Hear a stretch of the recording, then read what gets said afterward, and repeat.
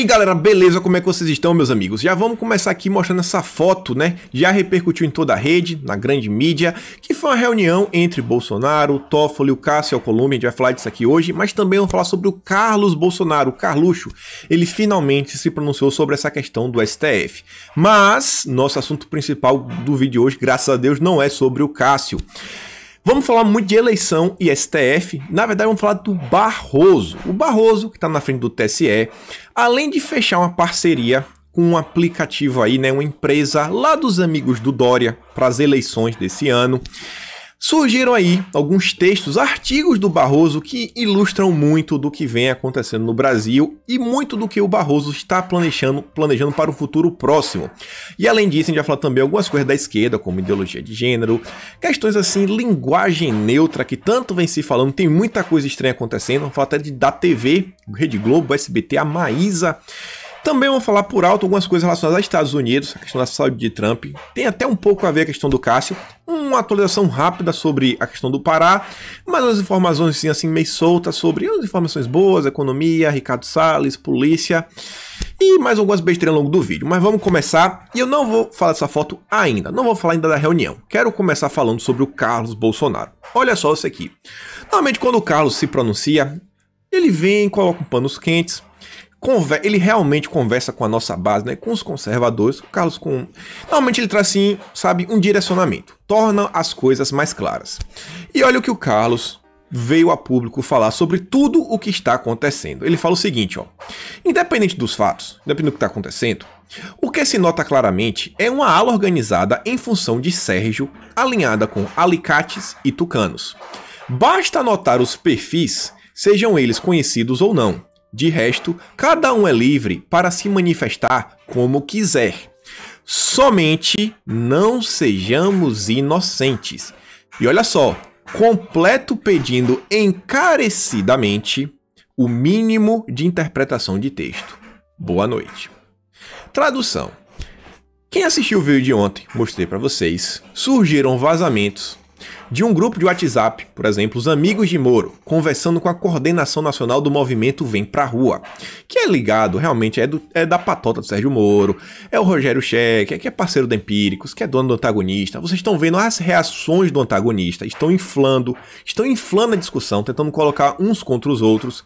E o cara tá falando, ó, independente de tudo, gente, independente do que tá acontecendo, independente da situação desse cara, se ele é bom e se ele é ruim, existe um grupo ligado a Sérgio Moro, isso aqui é claro, que está tentando aumentar o caos, criar o caos. Ele está falando, não sejamos inocentes.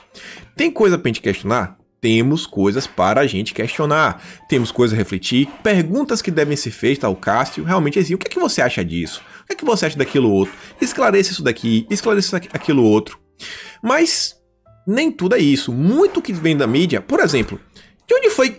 Bastou Bolsonaro indicar o cara, todo mundo já sabia da questão do Lagosta, do Batiste, disso, daquilo, aquilo outro.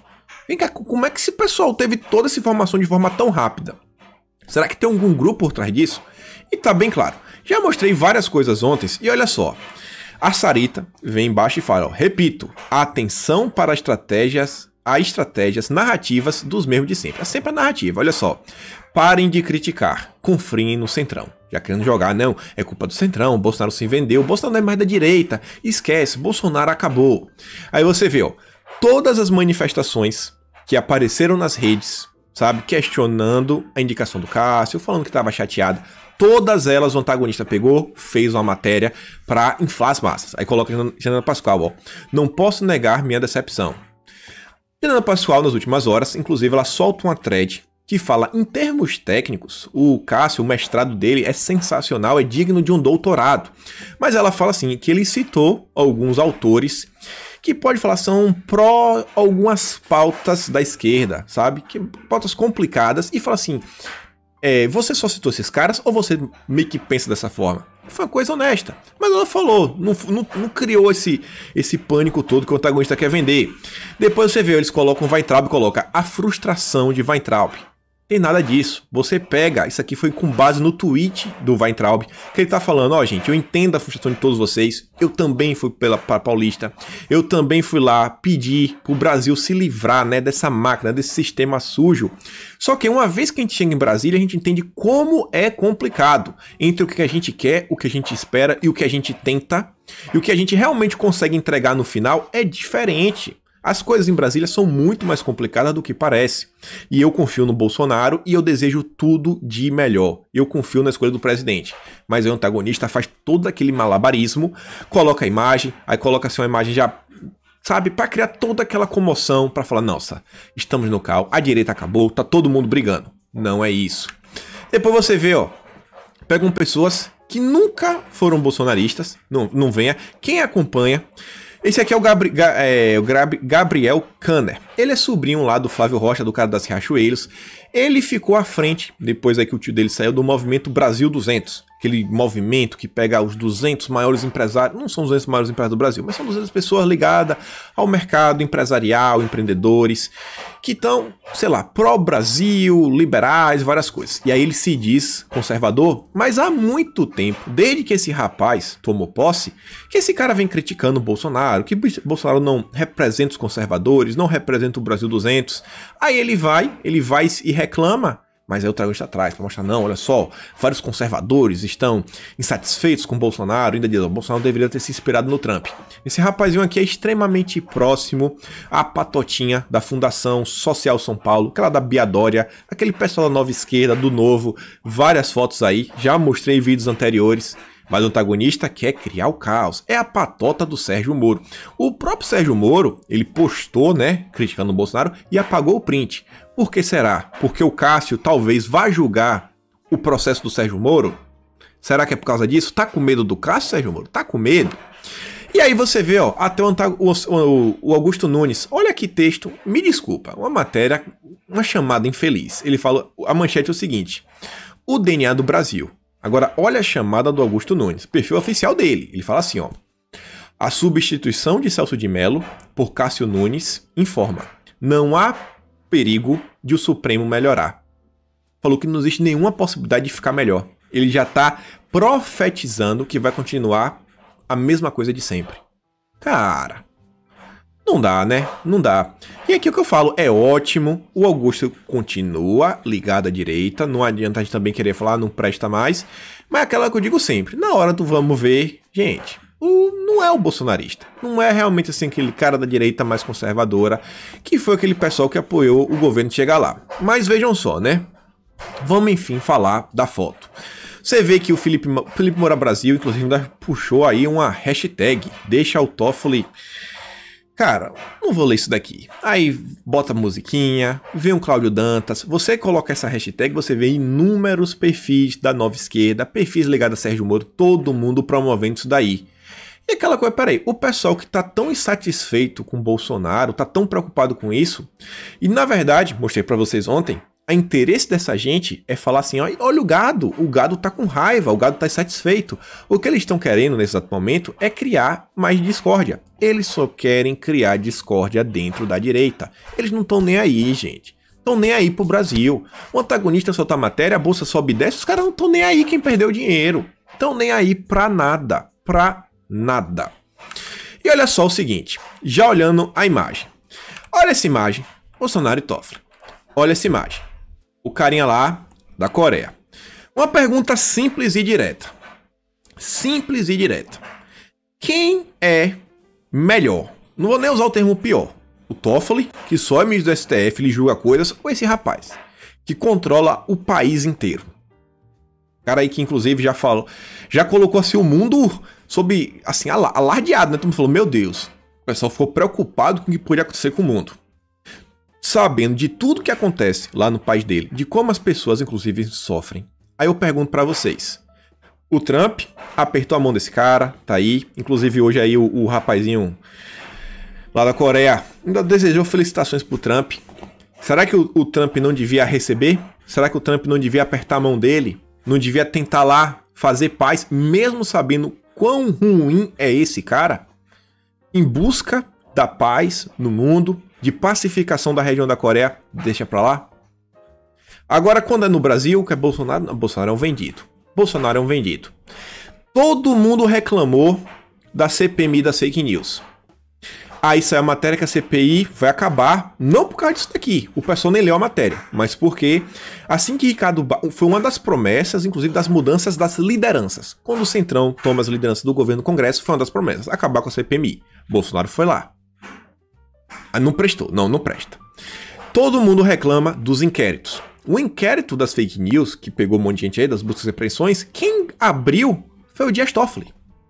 Aí Bolsonaro tá lá tentando pacificar as questões com o STF. Aí não presta. Não, eu não aceito Bolsonaro tentar conversar, dialogar com o ministro do Supremo.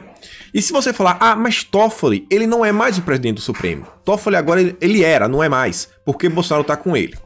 Primeiro, Toffoli, ele não faz parte da banda do Barroso, que é o Barroso, é o Fachin, é o Fux. Esses são muito complicados, são da extrema esquerda. O Toffoli foi indicado pelo PT, mas inclusive votou contra a Dilma. O Supremo pode não ter 11 presidentes, o atual é o Fux, mas no Supremo não existe chefe. O cara que é presidente, ele determina algumas coisas, vê o que vai ser colocado em pauta ou não, mas todos os juízes do Supremo têm o poder da decisão monocrática. E ele tá lá. Mas vamos comentar sobre a notícia. Então, só grava isso daqui, é a mesma analogia. O cara aqui foi tentar pacificar o mundo, por massa, legal.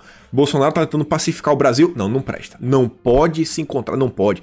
Como ele ousou se encontrar com o presidente do Senado, que tá deixando caducar as MPs de Bolsonaro, mas que também tá meio que sentando em cima dos vetos que pode derrubar, por exemplo, o barco do saneamento. Então só olha a analogia, só olha e vamos tentar ser um pouco pé no chão, né? Respirar um pouquinho. E aí aqui é um recorde da matéria da CNN sobre o encontro e olhem só. Um dia após ser oficialmente indicado para a vaga lá do Celso, né, o Cássio se encontrou na noite desse sábado com o Bolsonaro, o Davi Alcolumbre e o Dias Toffoli. A reunião aconteceu na casa de Toffoli, no Lago Norte, em Brasília. A interlocutores, o anfitrião e Alcolumbre afirmaram que os quatro se reuniram para assistir o jogo do Palmeiras contra o Ceará pela Série A do Campeonato Brasileiro. A partida começou às 19 horas deste sábado. O encontro ocorre em meio às articulações de Nunes em busca de apoio para ter sua indicação aprovada pelo Senado. Nesta sexta, Alcolumbre almoçou com Bolsonaro no Palácio do Planalto quando pediu para o senador tentar acelerar a sabatina do desembargador. Algumas coisas interessantes. Olhem a preocupação que Bolsonaro tá de adiantar o processo da posse do novo ministro. Tem alguma coisa aí. Não é aleatório. Ele vai julgar alguns processos que, inclusive, aquela coisa, né, que Sérgio Moro falou que Bolsonaro queria interferir na PF, a relatoria tá com o Celso de Mello, não é? Não foi o Celso de Mello que mandou depoimento sobre a debaixo de vara, queria pegar o celular de Bolsonaro? Vai cair na mão do Cássio. Já começa daí.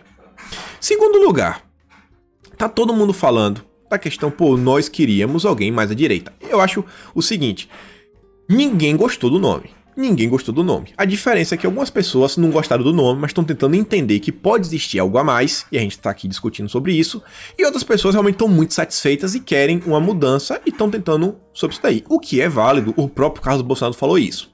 Mas percebam o seguinte, muito está se vendendo a ideia, todos estão vendendo, a grande mídia, que é o Centrão. O Centrão tomou conta e o Centrão está indicando um ministro. Peraí, se o Centrão tem maioria, sabe, dos cargos na política brasileira, e ainda, mesmo o Centrão tendo maioria, percebam que Bolsonaro está conversando, o Nunes está conversando, está tendo reunião para tentar buscar apoio.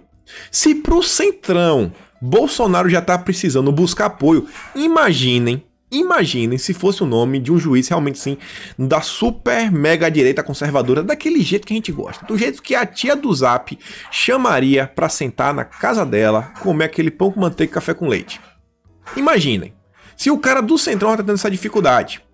E outra coisa muito interessante que vale a pena a gente falar, vejam como a direita sempre fica, sabe, é a última a saber. Gente, existe hoje algum grupo na direita que poderia ter dado esse furo de notícia, dessa reunião, esse paparazzi? É o que eu digo, temos muitos comentaristas, muitos analistas, mas a direita ainda está engateando. A gente até hoje não tem um jornal. Eu tava até conversando com os amigos aqui antes de começar a gravar, falando, cara, imagina se Globo fechasse, Estadão fechasse, Folha de São Paulo fechasse, Antagonista fechasse, todo mundo fechasse. A gente hoje, dentro da direita, tem algum grupo que tem jornalista, que a gente pode falar, não, a gente tem um jornalista no STF, temos jornalistas, sei lá, em Brasília, em São Paulo, em Rio de Janeiro, nos interiores, para dar notícias da região, do que está acontecendo. A maior parte do tempo a gente tem que pegar matéria da CNN e traduzir para a linguagem, assim, a verdade. Tentar tirar esse viés ideológico de esquerda e falar o que aconteceu realmente foi isso. Então olha quanta coisa a gente pode tirar desse simples encontro. E aí, continuando, olha só. Questão, né? Guedes brigou com Maia. Maia falou que Guedes é um desequilibrado, inclusive mandou o Guedes assistir aquele filme A Queda.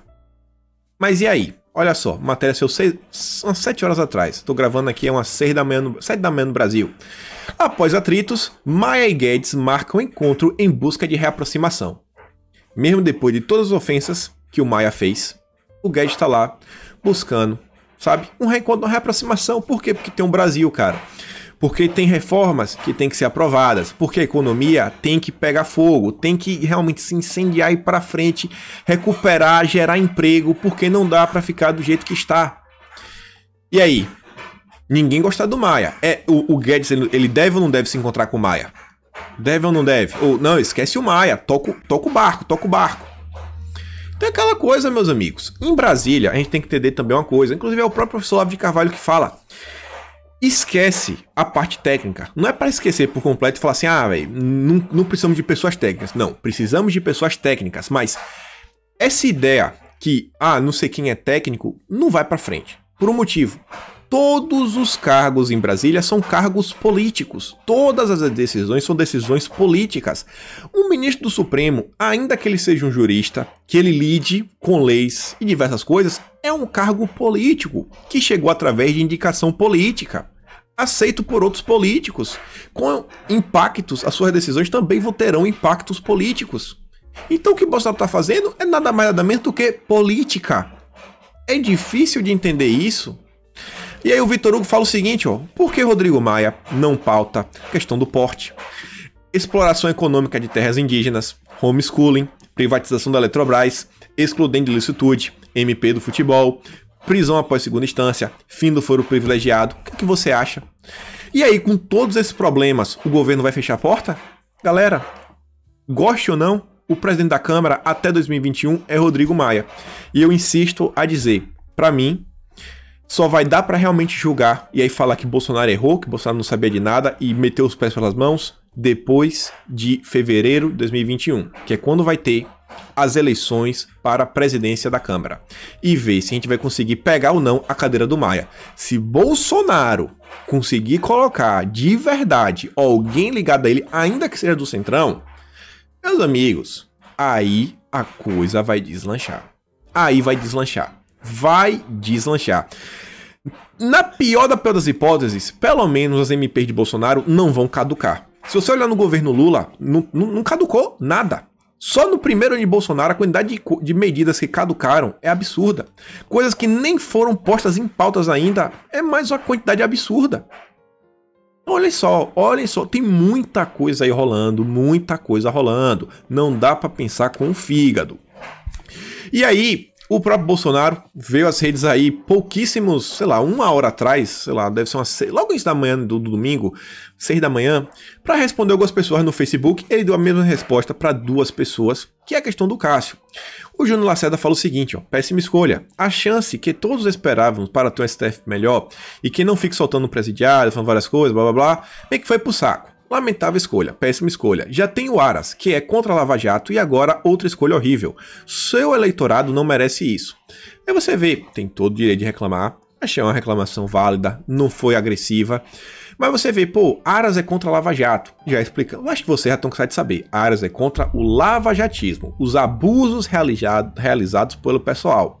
E o Eduardo fala o seguinte, votei em você, mas ainda quero entender a indicação do STF, de um cara contra a Lava Jato, contra a prisão após segunda instância, votou a favor do Batiste, foi indicado pela anta da Dilma, explique por favor. Aí você vê que quase que se encaixa com aquela narrativa que a própria mídia lá do Moro tá vendendo. E olha só que o que Bolsonaro responde para Eduardo foi a mesma resposta para o Júnior. Ele fala o seguinte, Eduardo, você não procurou fontes sobre todas essas acusações.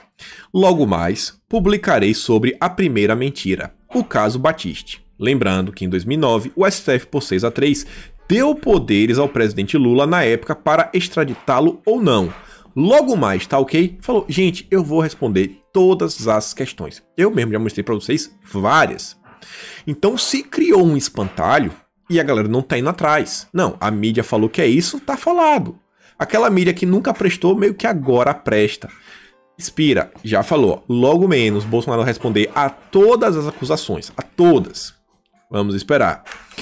Mas eu quero mostrar mais algumas. A Tsuki, ela fez o que muita gente não fez. Aqui são 2 tweets. O primeiro ela fala, ó, eu peguei o meu tempo livre e fui atrás para entender quem é esse rapaz. E aí achei uma página de esquerda criticando ele, que aqui é o Brasil de Fato, é um blog de esquerda. E olha só a matéria. Cássio Nunes Marques é o indicado de Bolsonaro para substituir Celso de Mello. E aí na matéria fala assim, ó, que entre os demais juristas que haviam sido cotados para o cargo, o Marques considerado o mais moderado. Mas mesmo sendo moderado, as suas decisões vão de encontro aos pensamentos dos bolsonaristas, sabe? Aí ele coloca em vermelho para você saber, peraí, o que é que o bolsonarista pensa? Aí coloca assim, ó, quando você clica, vem para essa matéria. O que significa ser antifascista e por que o bolsonarismo é o fascismo do século XXI? Aquela velha matéria chata, né? Falando que não, somos os fascistas, blá blá blá. E aí tá falando que o Cássio, ele é no nosso grupinho, mesmo moderado, ele é um fascista moderado. É tipo isso. Aí voltando para essa matéria aqui principal, né? Quais são as decisões que fazem do Cássio um bolsonarista? Vamos ver, pessoal da esquerda. Liberação do uso de agrotóxico. Quantas e quantas vezes Bolsonaro já não falou isso? A Tereza Cristina já falou isso, que o pessoal pega essa pauta ambiental e exacerba de uma forma que traz impacto na nossa economia. Que, gente, o Brasil usa o famoso agrotóxico, né? O defensivo agrícola da maneira mais ecologicamente possível. Inclusive, a justificativa é fácil. É o seguinte, isso daqui, o famoso agrotóxico, é a coisa mais cara que tem durante o processo, né, de plantio e colheita. Ele fala, é a coisa mais cara, então ninguém usa muito porque é caro, é absurdamente caro. Então a gente tenta usar o mínimo possível. E você vê, ó, início de 2018, o Cássio, ele derrubou a liminar que suspendeu o registro de produtos à base de substância de glifosato. Falou, não, cara, não pode ser assim. E olha qual foi a justificativa dele na época. Para decidir em favor dos defensivos agrícolas, o Cássio fez uso de um argumento econômico e de mercado. Ponderou que a suspensão dos registros dos produtores causaria lesão à ordem pública por tirar a substância do mercado de maneira abrupta, sem análise dos graves impactos que tal medida trará à economia do país e à população em geral, e impactar no agricultor. Então, o cara aí que pensou de forma pró-mercado. Então, pô, uma decisão interessante. Tem algumas decisões complicadas? Tem. Bolsonaro falou que vai trazer a resposta. Em breve, logo menos. Tá ok? Olha outra. Liberação da ocupação de terras indígenas. Quantas e quantas vezes Bolsonaro falou, gente, ó, esse negócio de demarcação de terra é complicado, sabe? O Brasil é do povo brasileiro, a gente não pode ficar segregando. E aí o Cássio, ele tinha suspendido uma ação que obrigava 2.500 moradores que não eram indígenas numa comunidade de terra protegida em Jarudori, município de Poxurel, Mato Grosso, a 240 km da capital. Aí você vê, ó,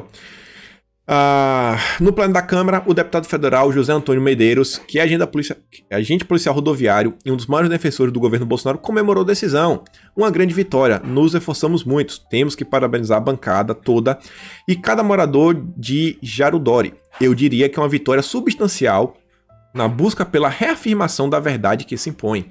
Então, cara, deixa o povo viver. Imagina, se fosse um cara realmente mais ligado, se fosse o Barroso, cara, ia dar ruim. Se fosse o Barroso, ia dar ruim. Então reflete sobre isso. E quero mais uma vez falar nos comentários do Felipe Martins, que a gente sempre fala, que é a questão do processo decisório. Eu acho que ninguém ficou feliz com o Cássio. Vamos ser sinceros. Mas também não é porque a gente ficou satisfeito que a gente vai falar, cara, acabou, chegou ao fim de tudo. É porque a gente sempre tem aquele desejo do cara mais raiz. Só que a gente sempre tem que lembrar disso daqui, ó. Lição para a direita. Olha só. Todo santo dia, lá em Brasília, um número absurdo de ideias, grupos e forças exercem pressão sobre os tomadores de decisão. Bolsonaro, senadores, deputados, presidente, pessoas que ocupam cargo de autarquia, sabe? Sei lá, Anatel, CVM, o CAD, diversos grupos. Pessoas que podem indicar outras pessoas para cargos e por aí vai, carguinhos. Tentando emplacar perspectivas, escolhas e ações específicas. O grupo mais atento e que se revele mais capaz em conjugar a pressão constante com a manutenção do acesso vence. Manutenção do acesso. Ter acesso, ó, tem que ter acesso. Lobby. O grupo que tem, sabe, acesso, que consegue fazer lobby e mantém a pressão, vence. Vem daí a importância de encontrar meios para que o povo brasileiro em geral e o movimento conservador em especial encontre um ponto de equilíbrio entre a crítica madura e a manutenção do apoio consciente aos autores capazes de dar concretude às suas pautas e aos seus anseios. É preciso entender melhor a dinâmica do processo decisório dentro do governo, identificando a composição das forças capazes de exercer pressão e influência durante esse processo, e trabalhar para tornar o movimento conservador uma das mais importantes variáveis nessa equação. Tradução. Gente, todo santo dia é esquerda, diversas alas, centrão, diversas alas, militares, diversas alas, movimentos civis organizados, pessoal de ONG, um monte de gente colocando pressão.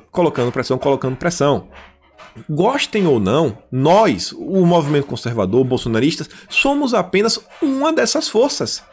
Ou a gente, como o Felipe falou lá em junho, 19 de junho, ou a gente aprende, tenta entender como a gente pode se tornar a força mais forte para a gente conseguir realizar os nossos anseios, ou não vai dar certo.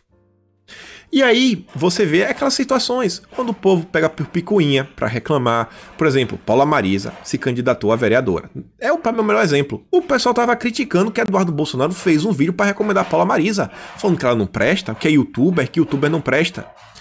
Gente, a gente tem que lutar para ter cada dia mais pessoas, pra gente ter mais força e poder fazer mais lobby. Mas o pessoal não presta. Não presta, não pode ser assim. Então, às vezes, a direita se auto-sabota.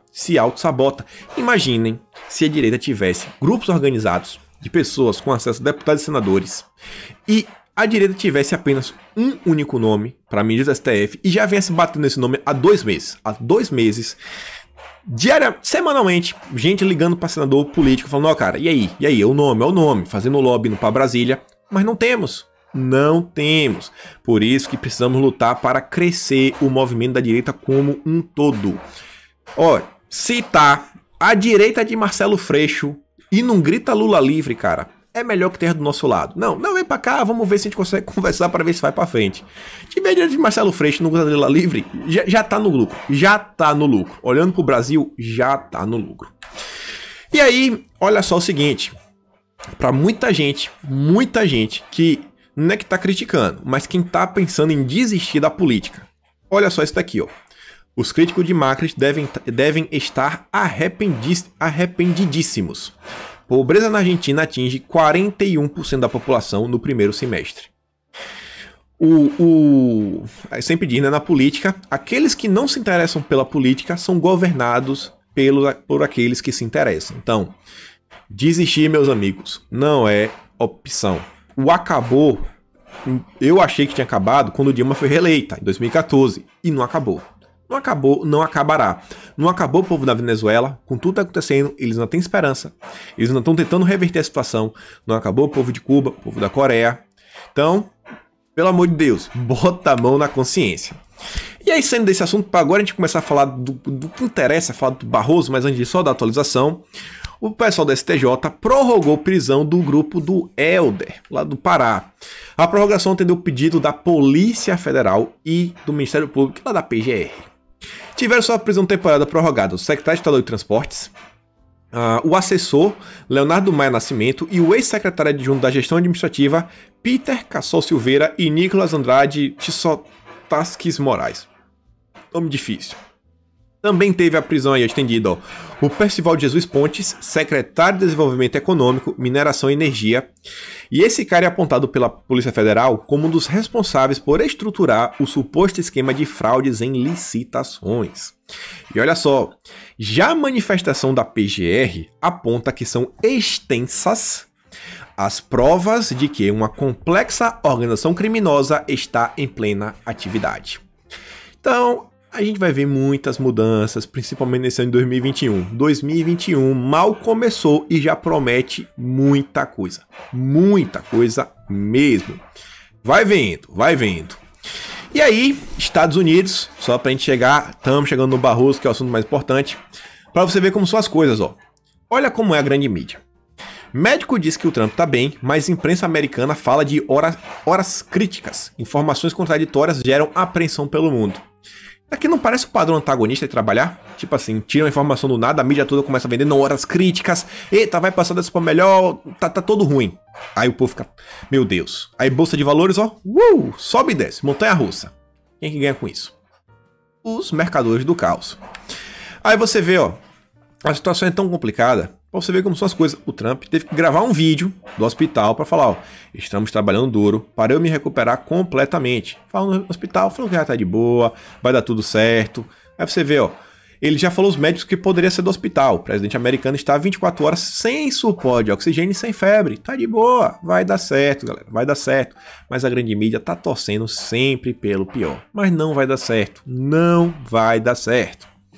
E você vê como são as coisas, ó. Aqui é um vídeo de Bolsonaro, multidão, agradecendo o pessoal do Agreste. Mas o interessante é o comentário do Walid Fez, que é um cara da Fox News, especialista em relações internacionais, em diversas coisas do gênero. Ele diz o seguinte, ó, que o presidente do Brasil foi pego pela doença.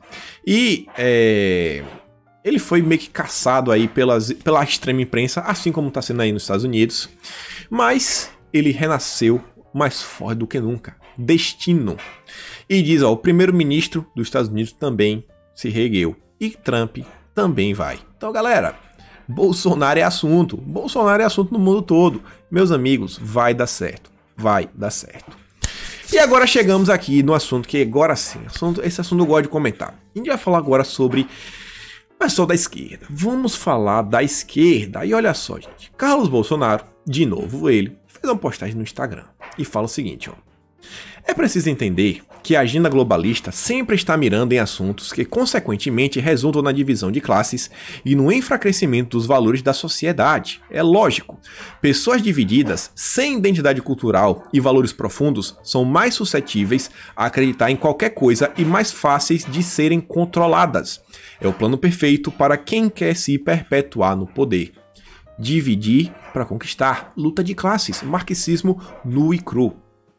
E aí, olhem só, saiu uma reportagem, já tinha sido há alguns dias, mas eu só trouxe agora porque foi o próprio Salim Matar, que é um grande empresário. Olha só, quem é o candidato do PSOL ameaçado de punição por receber doação de empresários? Aí o Salim Matar falou o seguinte, ó, são os empresários capitalistas que financiam a esquerda. Tenho afirmado isso repetidamente em minhas lives e apresentações já há muito tempo. Isso é o que fazem os sociais-democratas da esquerda caviar. Cada um tem a liberdade de escolha e de fazer o que quiser com seu dinheiro, inclusive financiar a esquerda anticapitalista. Isso está além da minha compreensão e não faz sentido. Está um burburinho na mídia e nas redes sociais sobre as doações ao candidato anticapitalista Wesley Teixeira, do PSOL, a vereador do Rio de Janeiro. As doações vieram de tubarões graúdos do mercado financeiro e do empresariado brasileiro. E esse pessoal não entende o seguinte, vou explicar, Salim. Para o pessoal grande que tem muito dinheiro, quanto mais difícil, mais controle o Estado tiver, mais anticapitalista o Estado for, melhor. Sabe por quê? Porque empresas grandes, já estabelecidas, elas continuarão. Elas irão continuar.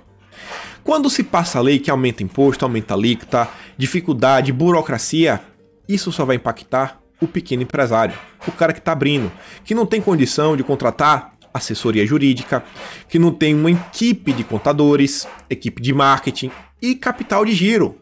Já aquele grande empresário que tem, sei lá, mais de 100 advogados na sua empresa, mais de 200 contadores, sabe, no setor de contabilidade, controladoria, o cara tá nem aí, gente, tá nem aí. No final das contas, ele vai ter muito mais poder, muito mais. E o Salim não consegue entender isso. Tá explicado, Salim, de forma bem simples. E vai vendo o que Carlos Bolsonaro falou. E chegamos aqui a Maísa. Maísa, todos vocês devem conhecer, apareceu aí desde criança trabalhando no SBT, cresceu e agora até tá na Rede Globo. Saiu a matéria do Léo Dias no Metrópolis, não trouxe aqui a matéria, mas ele falando o seguinte, agora está claro realmente que não dá mais para a Maísa continuar no SBT. E aí critica muito o SBT, falando várias coisas, da mudança do SBT, né? O SBT basicamente virou um braço do governo. É quase essa narrativa que ele quer vender. E aí você vê, olha só como são as coisas. O Joaquim Teixeira, que é um perfil de humor, fala o seguinte, ó. Maísa deixará o SBT e provavelmente vai pra Globo. Por quê? Olha como a Maísa vem se comportando nas redes sociais. Mais uma pessoa promovendo essas ideias regressistas. Eles gostam de falar que é o progressismo, né? Os progressistas. Vamos chamar de regressistas. O regresso. Ela fala assim, visibilidade trans. Eles existem, eles resistem. Aí vem um perfil, ó, Silvia Estranha. Epa, não fale assim. Você tem que usar pronomes neutros, ó. Elo, delo. Ok. Elos existem e elos resistem. Isso não dá certo. Aí vem outra pessoa, e já pra criticar em cima. Ó, pera, não é elos. Elix. Acho que é assim que se fala. Prima, assim é melhor. Aí lá vem ela. Falam que Elix, sei lá como é que se fala, não é acessível por conta das pessoas que têm dislexia. Então coloquei eles para dizer todo mundo mesmo, assim como falamos o homem para ser humano, etc. Tá tendo que justificar. Gente, você vê aqui, ó, linguagem neutra no português. O pessoal tá realmente tentando avançar com isso daqui e não é brincadeira, por um motivo. Já expliquei. Você só consegue pensar no que você consegue falar. Se você controla as palavras que a pessoa diz, você também controla o que ela consegue pensar. Se você começa a destruir toda a língua, cara, você está destruindo isso aqui, ó. Ó, aqui, ó, na cabeça. É na cabeça. Então, é mais uma coisinha que surgiu. Parecia brincadeira, mas cada dia que passa é mais e mais gente defendendo essa ideia do linguagem neutra, pronomes neutros.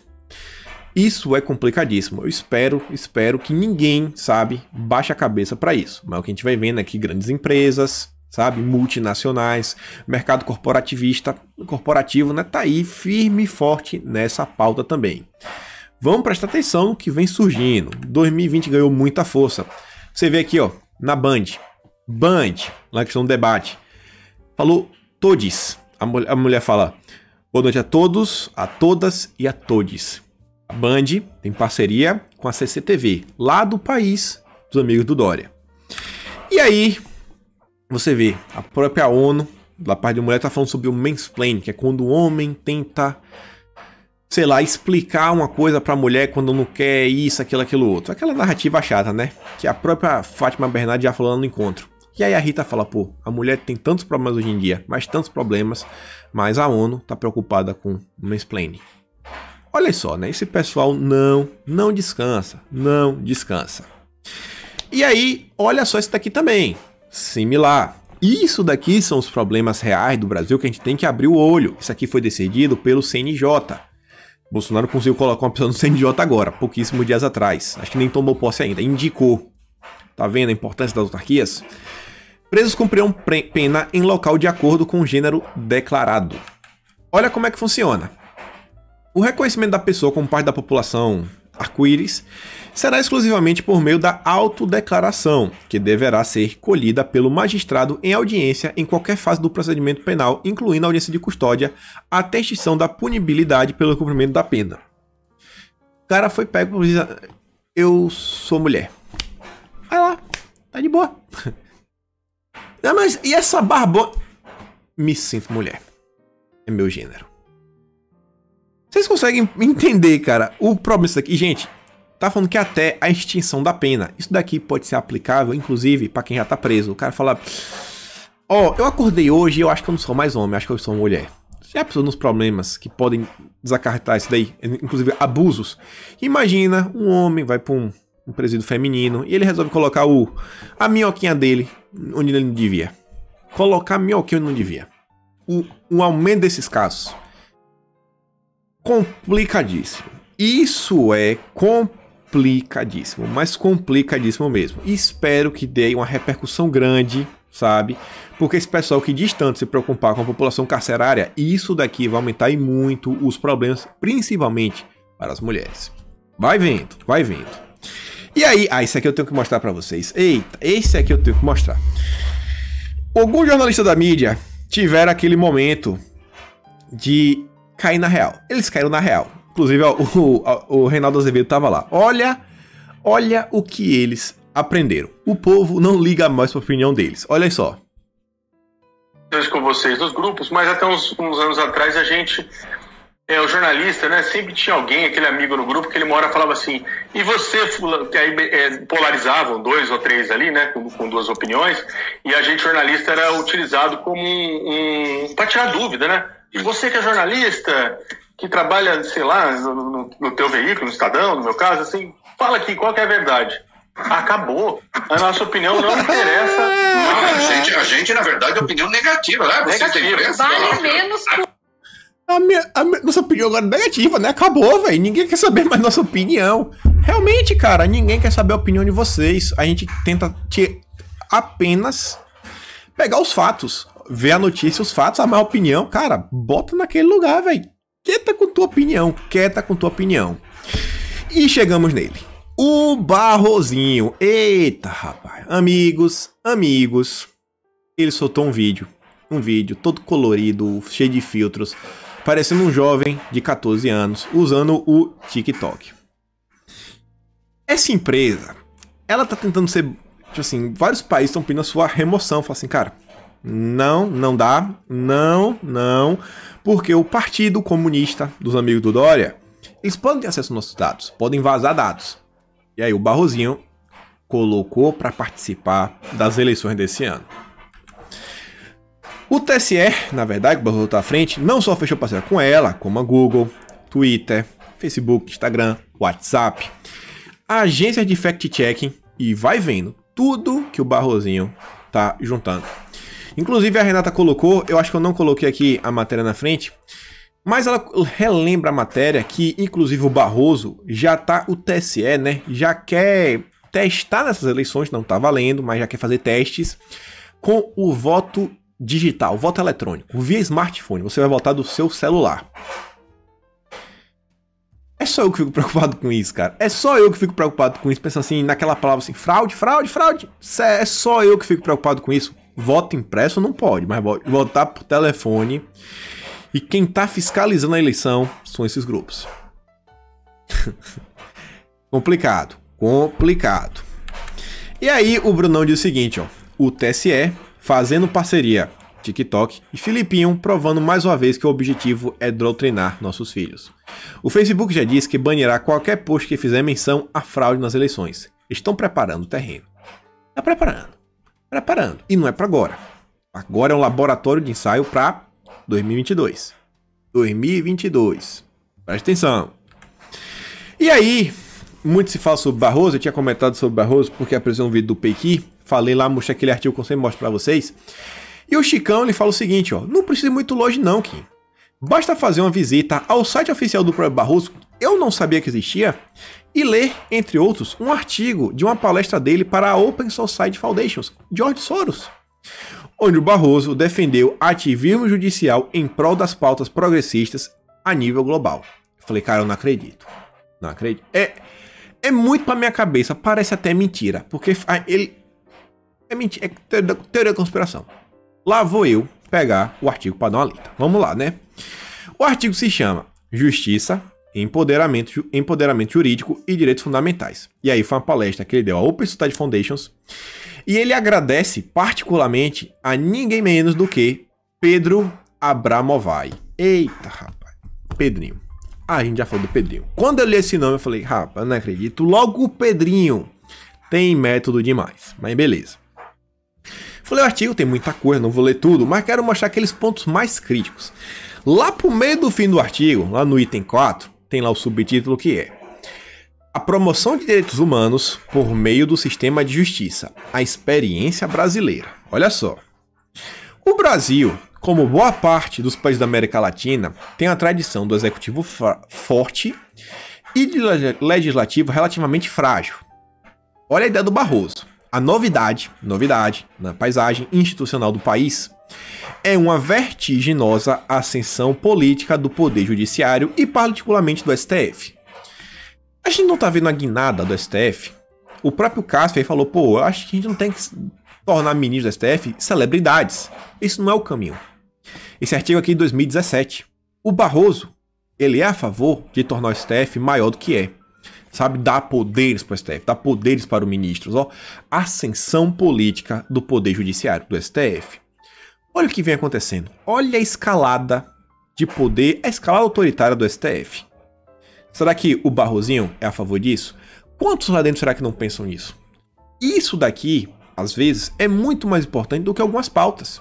Saber, pô, o que o cara pensa disso, daquilo? A gente pode conversar com o cara, tem diálogo. Agora, um cara que pensa dessa forma, isso aqui é muito complicado mesmo. O Barroso, ele quer trazer mudanças na sociedade via judiciário. Ele não quer via democrática. Eu vou mostrar pra vocês, tem até palavras sobre... Ele fez um artigo só sobre isso. Vencer a maioria via poder judiciário. Nos últimos anos, o STF tem desempenhado uma grande visibilidade e o papel de defensor de direitos fundamentais das regras do jogo democrático. Olha só, né? Quem defende. Também o STF, mais alta corte para a aplicação do direito federal, tem proferido decisões relevantes.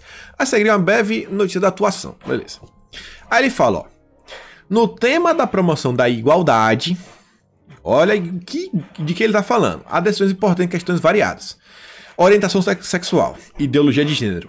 Ideologia de gênero tem várias coisas aí que foi o STF que fez. Não vou ler o que foi, mas foi graças ao ativismo judicial. Em relação à igualdade de gênero e ao empoderamento de mulheres, há decisões marcantes reconhecidas. Ele fala várias coisas, ó. E olha essa daqui. O direito de as mulheres interromperem a gestação em casos de... Cara, interromper a gestação. Gente, como é que se interrompe a gestação? Você tem um botão, você aperta... Não, dá pausa aí, dá pausa. Vamos pausar aqui. 2 altos, já volto. Só para aqui. Sei lá, daqui a um mês a gente volta à gestação. Isso aqui não é aquele nome mais conhecido como aborto? Interromper gestação.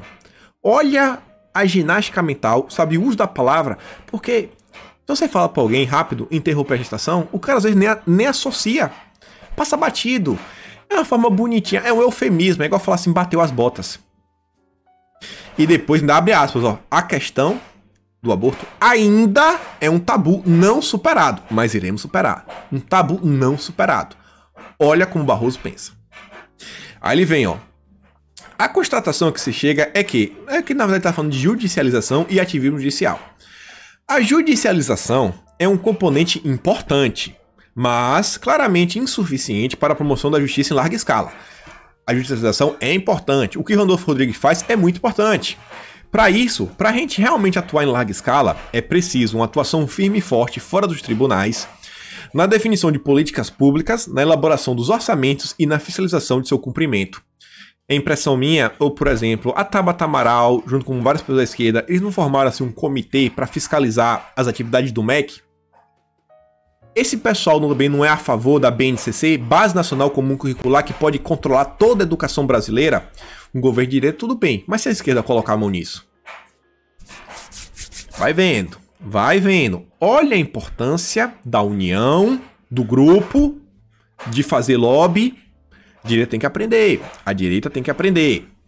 E aí, antes de a gente mostrar outro artigo do Barroso que é mais complicado, Pedrinho Abramovay. Pra quem não lembra, a gente falou dele, esse rapaz aqui, ó. Diretor da Open Society na América Latina e Caribe.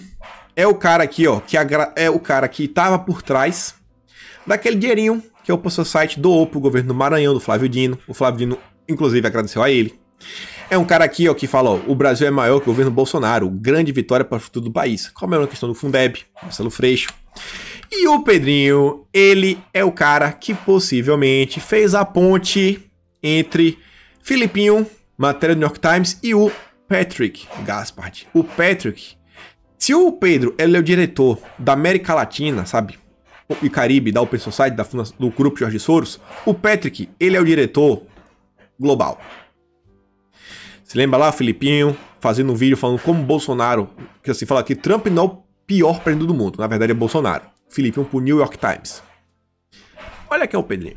Olha o Pedrinho. Barroso agradecendo o Pedrinho. Artigo 2017. Olha como essa gente trabalha. Quem da direita tem acesso ao STF? Eu queria ter, cara. Eu queria poder ligar pro STF e encher o saco dele, mandar um WhatsApp, sei lá.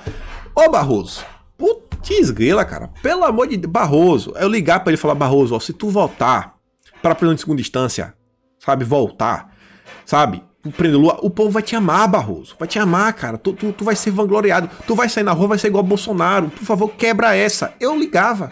Não temos ninguém, gente. Na esquerda temos gente aí fazendo ponte internacional. O Filipinho saiu na Time, 100 pessoas mais influentes do mundo. Falta nisso na direita. Eu espero que realmente a gente consiga. Olha aqui o Pedrinho também, ó. Soros doará 26 milhões para o Brasil. Compartilhando, ó, Leandro Demore, do Intercept, na época que o PayPal decidiu remover a possibilidade de o professor Olavo receber pelos seus cursos via PayPal. Pedrinho, amigo do Barroso. Nesse outro artigo aqui também, ó, 2017, esse daqui, inclusive, o Pedrinho tá nas referências. Um artigo do Pedrinho de 2012, o Barroso leu e usou de referência. Esse artigo esse é complicado. Contra-majoritário, representativo e iluminista. Os papéis dos tribunais constitucionais nas democracias contemporâneas. Ó, no mundo atual, o STF deve agir de forma contra a maioria. E ele diz o seguinte, né, que judicialização e ativismo judicial não são a mesma coisa, são primos, são coisas similares.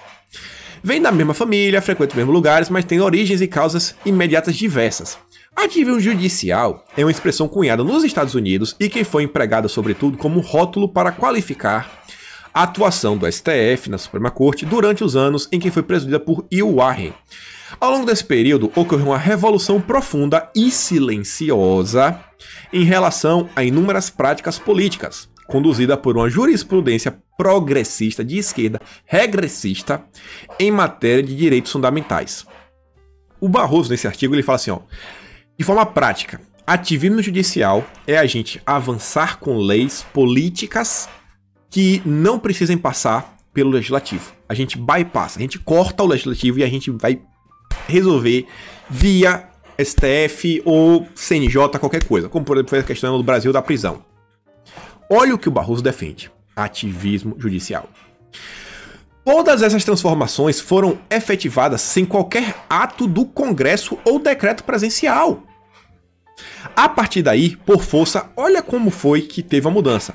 Uma reação conservadora, o ativismo judicial nos Estados Unidos, uma conotação negativa, depreciativa, equiparada ao exercício impróprio do poder judicial. E não é. Vocês estão usando a justiça para passar por cima do executivo e do legislativo. Isso não é negativo? Foi graças a uma reação conservadora. Será que foi uma das pessoas ou será que foi um movimento unido, organizado? Olha quem tá precisando. Aí o Barroso vem, ó, todavia, depurada dessa crítica ideológica, até porque pode ser conservadora, não, acho que não, inclusive os conservadores são contra isso. A ideia de ativismo judicial está associada a uma participação mais ampla, intensa do judiciário na concretização dos valores e fins constitucionais, com maior interferência no espaço de atuação de outros poderes. Tem que passar por cima. A judicialização, como demonstrado acima, é um fato, uma circunstância do desenho institucional das democracias contemporâneas. Já o ativismo é uma atitude, a escolha, um modo específico e proativo de interpretar a Constituição, expandindo o seu alcance e o sentido e alcance. Alcance. Isso daí foi o que tornou o inquérito do STF em questão das fake news constitucional. Quem trouxe a narrativa, a justificativa para tornar possível foi o Barroso. Ele aumentou o alcance. Alcance. Sabe como foi que ele fez? Eu acho que a súmula 84 diz que o STF só pode abrir um inquérito se algo acontecer nas suas dependências, dentro do prédio do STF. Mas o Barroso falou que nesse mundo contemporâneo, que agora temos a internet e diversas coisas, o território do STF também são as redes. É o Brasil inteiro. Ele aumentou o alcance. Ele interpretou a Constituição de forma proativa. Barroso estava aqui desde 2017. Ele falou. O que aconteceu agora tá aqui, ó. Ele já pensou. O Barroso tem um plano de sociedade. Ele sabe o que ele quer e como ele vai mudar a sociedade. É o cara mais complicado de todo o STF. O impeachment desse cara é um sonho de consumo. Depois ele tem um ponto só sobre o papel dos iluministas. Fala diversas coisas, eu não vou entrar nisso. Depois, quando ele chega na conclusão, para falar do STF, e aqui você vê, ó, referência, Pedro Abramovay, ó, separação de poderes e medidas provisórias. Quando tá falando na conclusão, olha o que o Barroso tem a falar. O terceiro ponto é que as democracias contemporâneas são feitas de votos, direitos e razões. Juízes e tribunais, como regra, não dependem de votos, mas vivem da proteção de direitos e do oferecimento de razões. Nesse ambiente, Supremas Cortes e Cortes Constitucionais desempenham 3 grandes papéis. Olha o papel do STF. Contra-majoritário, quando o STF invalida atos de poderes eleitos, ou seja, o legislativo lá, o executivo tomou umas coisas que foram ações de pessoas, da maioria, a democracia botou aquela maioria, é a decisão do povo, e o STF vai lá e fala, não, a gente vai tomar ação contra esse período. É um papel do STF na cabeça do Barroso. Segundo, representativo, quando atende demandas sociais não satisfeitas pelas instâncias políticas. Já assim, os políticos não fizeram, o STF, não, a gente vai decidir aqui mesmo que vocês não decidam. Isso é meio complicadíssimo. A ativismo judicial. E iluminista, quando promovem avanços civilizatórios independente das maiorias políticas circunstanciais. Imagina o que é avanço pro Barroso. Então, gente, vai vendo, vai vendo. Isso daqui que é assunto pra gente estar discutindo realmente aí todo santo dia. E aí ele fala várias coisas aqui, ideologia de... nem vou ver mais. E aqui correndo, só para a gente terminar nosso vídeo, vejam só, né?